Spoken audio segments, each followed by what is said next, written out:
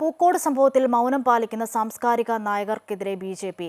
എല്ലാ വിഷയത്തിലും അഭിപ്രായം പറയുന്ന ഇടത് സൈദ്ധാന്തികൻ സുനിൽ പി ഇളയിടം എസ്.എഫ്.ഐയുടെ അതിക്രമത്തിനെതിരെ സംസാരിക്കുന്നില്ലെന്നും എസ്.എഫ്.ഐക്കെതിരെ സംസാരിച്ചാൽ 10,001 രൂപ അദ്ദേഹത്തിന് നൽകാമെന്ന് ബി.ജെ.പി. സംസ്ഥാന ട്രഷറർ ഇ കൃഷ്ണദാസ് പറഞ്ഞു. അതേസമയം വിഷയത്തിൽ എസ്.എഫ്.ഐ തിരുത്തണമെന്ന തന്റെ അഭിപ്രായം മുൻപ് തന്നെ പറഞ്ഞിട്ടുണ്ടെന്ന് സുനിൽ പി ഇളയിടം വ്യക്തമാക്കി.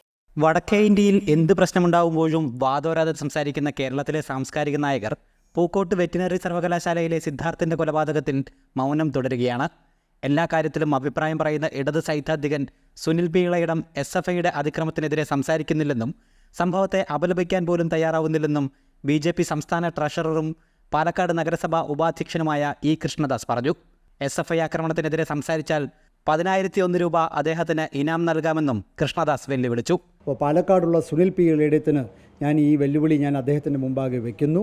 ഈ സംഭവത്തെ അപലപിക്കാനും എസ്.എഫ്.ഐയുടെ ഈ എടുത്തിട്ടുള്ള അവരുടെ പ്രവർത്തകരെടുത്തിട്ടുള്ള റോളിനെ സംബന്ധിച്ച് അപലപിക്കാനും അതിനെ സംബന്ധിച്ച് എന്തെങ്കിലും ഒന്ന് മിണ്ടിയാൽ 10,001 രൂപ അദ്ദേഹത്തിൻ്റെ വീട്ടിലേക്ക് ക്രോസ് ചെയ്ത ചെക്ക് രജിസ്റ്റേർഡ് പോസ്റ്റിൽ ഞാൻ അയച്ചു കൊടുക്കുന്നതാണ്. അതേസമയം പൂക്കോട് സംഭവത്തിൽ തൻ്റെ നിലപാട് പറഞ്ഞു കഴിഞ്ഞതാണെന്നും എസ്.എഫ്.ഐയുടെ ഭാഗത്തു നിന്ന് ഉണ്ടാവാൻ പാടില്ലാത്തതാണ് ഉണ്ടായതെന്നും സുനിൽ പി ഇളയിടം വ്യക്തമാക്കി.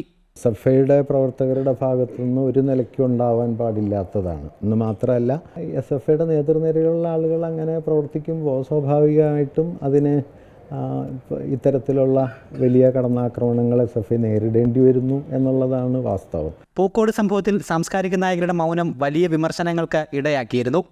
അമൃത ന്യൂസ്, പാലക്കാട്.